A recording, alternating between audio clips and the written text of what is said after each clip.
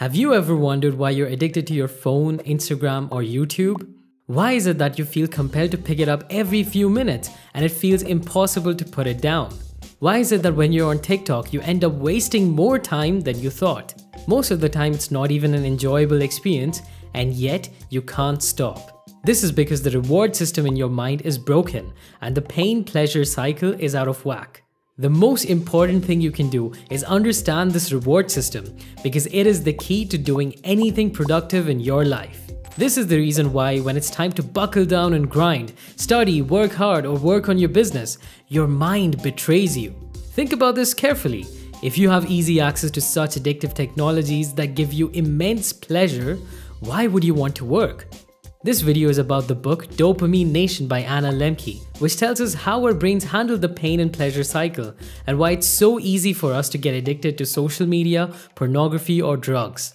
If you watch this video till the end, you will understand where your addictions come from, how your brain is damaged, and why you don't like doing anything productive. Once you understand this, escaping your addictions, overcoming procrastination, and doing your work will become easier. Anna Lembke is an American psychiatrist who studies addiction at Stanford University. Her research has significantly advanced our understanding of the pain and pleasure cycle. This book is about achieving the balance between pain and pleasure, because when this balance is broken, all forms of addiction surface. To understand this point, let's get into some neuroscience. Dopamine is the substance in the brain responsible for feelings of pleasure. It is a neurotransmitter and it is released when we do something we enjoy or love. That feeling you get when you bite into a piece of chocolate, it's dopamine. It is the hormone released right before you do something that makes you feel good. For instance, eating comfort food, having sex, and using recreational drugs are pleasurable activities because they trigger the brain to release dopamine.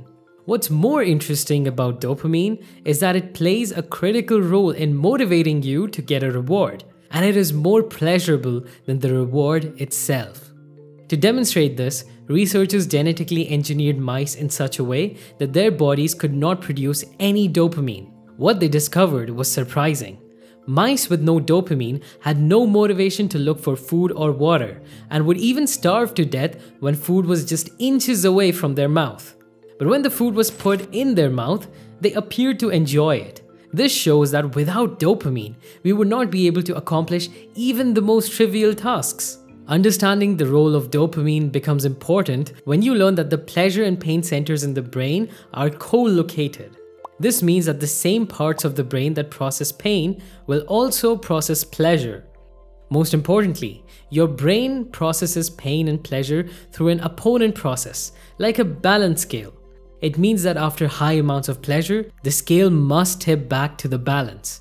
Imagine a seesaw that is delicately balanced and is level with the ground. One side represents pain and the other pleasure. The body likes the seesaw when it is perfectly balanced, as all things should be, also known as homeostasis. When we do pleasurable activities that trigger our brain to produce dopamine, the balance tips to the side of pleasure. Lembke says that the more our balance tips and the faster it tips, the more pleasure we feel.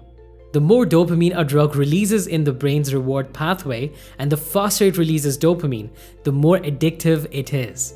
Unfortunately, the more pleasurable an activity is, the more likely we will be addicted to it. You might have noticed that some people get really anxious when their phone's battery is low, frantically searching around the room for a charger. They get so much pleasure from that device that the mere thought of being a few minutes without it triggers anxiety. What's more is that addiction is not just about food and drugs. It occurs with movies, exercise, and even sex. Yes, perhaps that ex that you can't seem to get over might be a part of your addiction cycle. However, the brain does not want the balance to be tipped on either side for too long. At some point, the balance will have to tilt towards pain. The body wants to be balanced, so the more pleasure you feel, the more pain you will feel. Pleasure comes at a price. A simple example is when you meet someone new and you fall in love.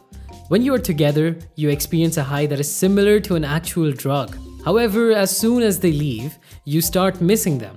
You start feeling this low and wait for the next time you'll see them. This is your system resetting to its default, to a balanced seesaw. In her book, Lembke gives an example of the phenomena she witnessed in her clinical practice.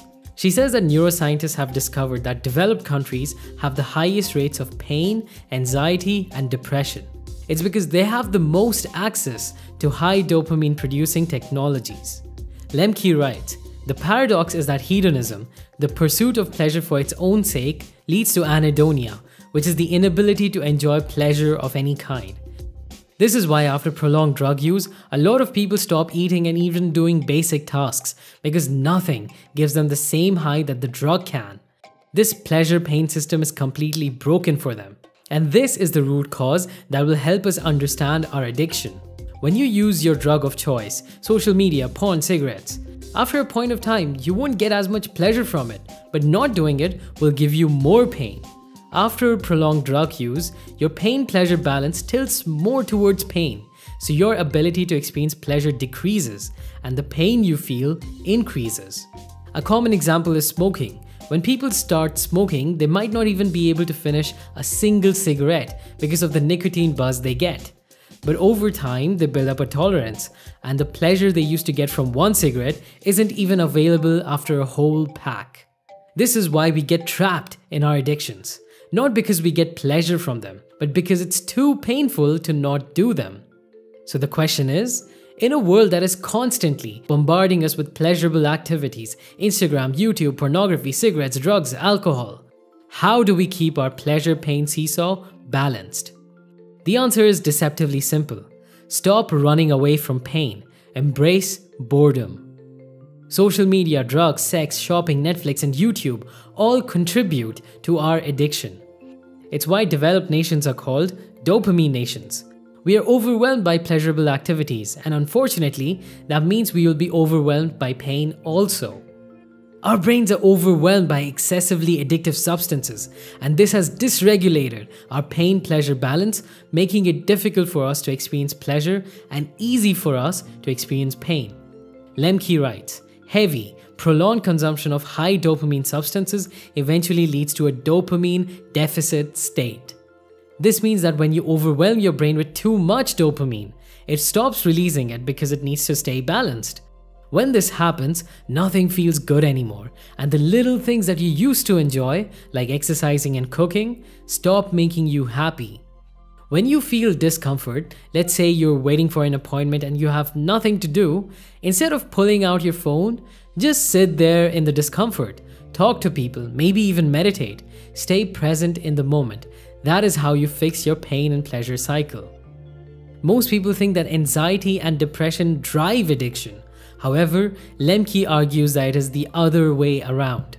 Our addiction to all these distracting devices and activities teaches us to avoid ourselves, and when we don't have access to our addictive substance, we become anxious and depressed until we get it. Now, there is good news. Lembke says that as long as we can stay away from addictive, high dopamine producing activities, our system will eventually reset. However, when you do give up your addiction, you will feel pain at first. But remember, it's just the scale tipping back to pain. Stick with it long enough and eventually everything will balance itself out. Make boredom your friend. It will force you to confront larger questions of meaning and purpose. It will give room to hear your thoughts instead of endlessly reacting to external distractions. Allow yourself to simply exist and you will find joy.